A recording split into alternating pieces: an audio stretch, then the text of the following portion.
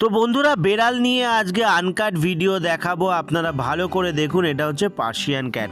এই বেড়ালটার প্রচুর ঠান্ডা লেগেছে। এই যে আপনাদের কিছু কিছু ভুলের জন্য এদের যে ঠান্ডাটা লাগে, সেই কারণে ভিডিওটা যারা পার্সিয়ান ক্যাট বলুন বা ইন্ডি ক্যাট বাড়িতে পোষেন, ভিডিওটা পুরোটা দেখবেন। আপনারা কিন্তু এই ভিডিওর মধ্যেই সলিউশন পেয়ে যাবেন।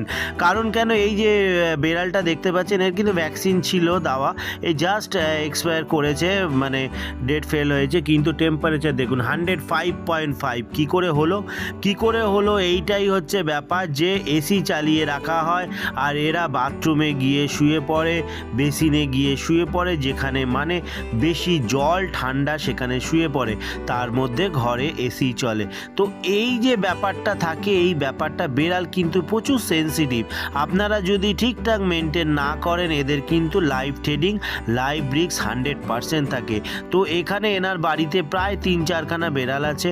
তো এই বেড়ালগুলোর মধ্যে দুটো বেড়ালের কিন্তু প্রচুর ঠান্ডা লেগে আছে। এই যে যার ট্রিটমেন্ট শেষ হলো, এর কিন্তু 105.5 টেম্পারেচার। আরেকটা দেখছি এরও কিন্তু ঠান্ডা লেগেছে, হাঁচি হচ্ছে, ঠান্ডা লেগে আছে, কিন্তু এর ফিভারটা নেই বন্ধুরা। তো যাই হোক, আপনাদেরকে বোঝাবো এই যে বাড়িতে যেটা হয়েছে, এনারা বেশিরভাগ সময় যেইভাবে ওরা থাকতো সেইভাবেই রাখতো। এটা তো মানুষের মতন এদের সাথে ট্রিট করলে হবে না, এদেরকে কিন্তু এদের মতনই রাখতে হবে। এর টেম্পারেচারটা অনেকটা কম আছে, 101.3, এটা নর্মাল।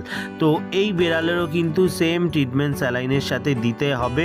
আর দুজনেরই কিন্তু প্রবলেম আছে। ওই যে যাকে ফার্স্ট দিলাম তার কিন্তু বেশি প্রবলেম আছে, অতিরিক্ত কফ আছে।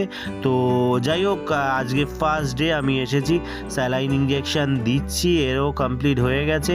তো বন্ধুরা সবাইকে রিকোয়েস্ট করব, বেড়ালকে অবশ্যই একদম সেম কেয়ারে রাখবেন। সব সময় ভাববেন না যে বেড়ালের 1 বছর বয়স হয়ে গেছে, 1.5 বছর বয়স হয়ে গেছে, আমরা একটু মানে নর্মালভাবে রাখার চেষ্টা করি, মানুষের মতন ট্রিট করি।